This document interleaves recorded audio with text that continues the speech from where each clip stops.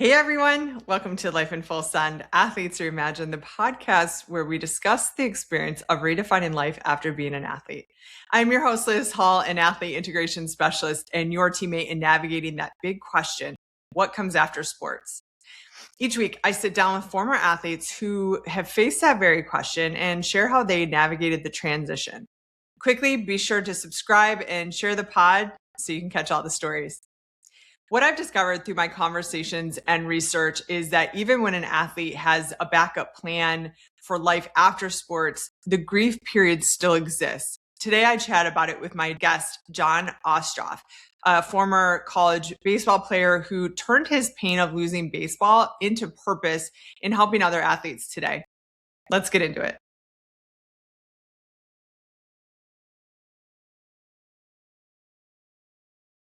Any other interests growing up, or were you just tunnel vision to baseball?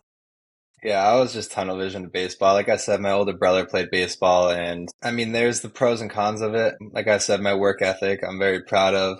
I wouldn't have had it if I didn't just only believe that I was going to play a professional Major League Baseball. But again, it hurt me for a bit because my identity was tied up. And when I struggled, it was all good throughout high school.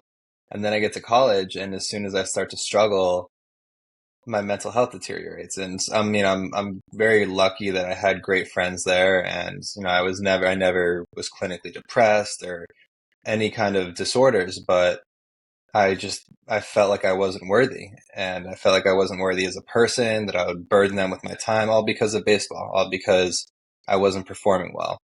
So that's the catch-22 of, yeah, you work really hard when you grow up, you have one dream, and I got very far, but it's going to hurt you unless you have those tools and you're taught that growing up, that I'm not my job. I'm not what I do. I'm not just an athlete. I'm a person, and I bring value no matter what my stats say. It was a journey. Like I said, it's hard.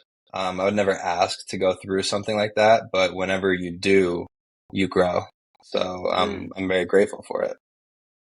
And I'm so grounded in that we go through that really to make somebody else's walk easier. So my favorite saying is, we're all just walking each other home. And I think we Ramdas. go through each of these individual, and it is growth, but it is a journey. And that healing journey, I haven't met a day where it was fun, but I think it's for somebody else to have an easier walk, because now all of a sudden we have that wisdom. And I think we're assigned. I think we're assigned to help certain people. I think we have an assignment for humanity to make it a little easier on other people. And so just bravo, because you stepped into that. The identity is so interesting, because what I do is psychosynthesis, which is saying, yes, John, that's one part of you. There are thousands of parts of you. And let's talk about those other parts so that you know that that isn't who you are. But that is the number one question. If I'm not an athlete, then who am I? That's usually the first question that comes up, because not only have you identified yourself, let me ask you this. Did you experience that other people identified you as the athlete? Yeah. 100%. Yeah, 100%. And even in college, I was unique to where I didn't drink, I didn't party. And I was even more in that niche of like, he's the athlete that doesn't do this. So it's like I was like just wearing this coat of like, this is who I am. This is who I am. And it was hard to break free of that. It took time. And find that newness. So what I discover is the space of no longer an athlete, but you're not yet into what you're doing next, that space in between. And that's when it gets very confusing and dark, and I want to go back, but I know I'm not meant for there, and I want to go forward, but I'm not sure how to get there. It's just such an interesting space.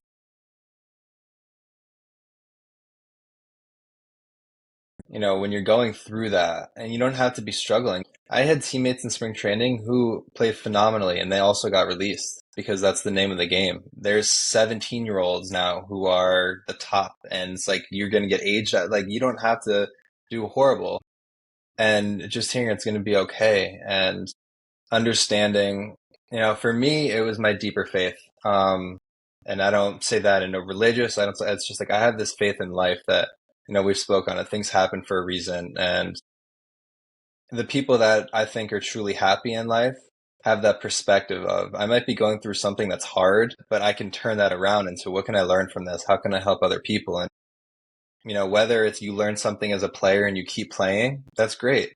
Whether you go and you coach and you help somebody else, that's also great. But just trying to have a little bit of perspective. It doesn't have to be 100% of, I'm going through something horrible, but I have this perspective. Maybe it's 5% of you that says, this really sucks, but it's okay. So just having that little bit of room to just allow things to be as they are. When you started to doubt and get scared that you were going to get cut, what would you tell that John? It was hard. It was hard because I'm one of those people, I feel like I know a lot of things, but applying them is different. So in that moment, I knew to be present. I knew to be mindful because worrying about something in the future that isn't even real, it's not helping me. All that I need to do right now in this moment is find something that helps me. Maybe I need to relax. Maybe I need to do some kind of physical work, whatever it is. Um, I mean, me personally, I would have, I was done. It's like I don't think I had any magic words for myself at that time, but just it was interesting as I went through that spring training. I knew that I wanted to get into sports psychology, like I said, so I brought a journal and I said I'm going to treat this like an experiment and I'm going to write everything down from a bird's eye view. So I drove from California to Indiana and I wrote down day one, really nervous, distracted myself. Day two, didn't distract myself. Bad feelings, smiley face.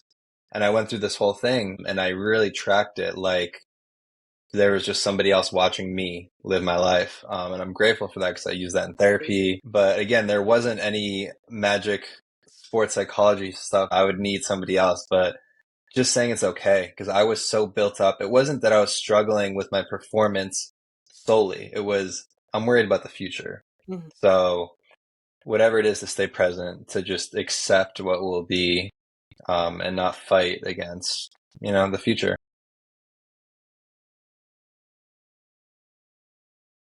What I try to do is bring a space that allows people to be as they are, not to need to protect certain angles of themselves and just kind of meet them person to person. And I don't have to be above you that I know these things. You don't have to be below me because you're struggling because we all fill these different roles. It's just kind of sharing notes. And I it's love like that. you said, it's like what you said when, a part of us dies or something, like your dog dies. I went through something similar a few years ago and it's really hard. And when you're in that moment, you lose your sport and you say, who am I? I think it's okay to not have an answer to that because we're evolving people. Who I am right now isn't who I was a year ago, isn't who I was 2 years ago, and it's not going to be who I am a year from now. Yeah, I wonder if even we add now. So who am I now? Who am I today? Because just like you said, we're changing. Every 7 years, our entire cellular body changes. I think that's a 7-year itch or whatever in relationships. That's at least my theory. But every 7 years, you'll have a change in taste buds. And that's why you'll have a new taste that you used to hate and now enjoy. So even as an athlete, while you're still playing, who am I today? Might be a valid question to bring in too. And just get grounded in the fact that who you are is not what you do. Because I wonder if we reframe that, who am I? And we start speaking about characteristics and internal values and internal belief systems, that might be more telling than I'm the quarterback or I'm a Yeah. shortstop. Because Mm-hmm. it's keeping that reality of who we actually are, our soul level, conscious. It's back into the awareness that it is more than what we're doing. Yeah, absolutely. I think I could find more out about somebody if they tell me some unique traits about them as opposed to their position, what they do for work or where they grew up. So it's making us and embracing what makes us and not these external voices. It's something that I always try to do is when I need these answers, like when I stop playing, it's like, what do I do? Okay, well, my parents think I should do this. Well, society does this. And I need to stop trying to figure out what they want me to do. I also need to stop trying to figure out what I think they think I should do and really quiet down. And normally when I quiet down, I'll always get an answer. But it just comes intuitively and comes from that little still quiet place within.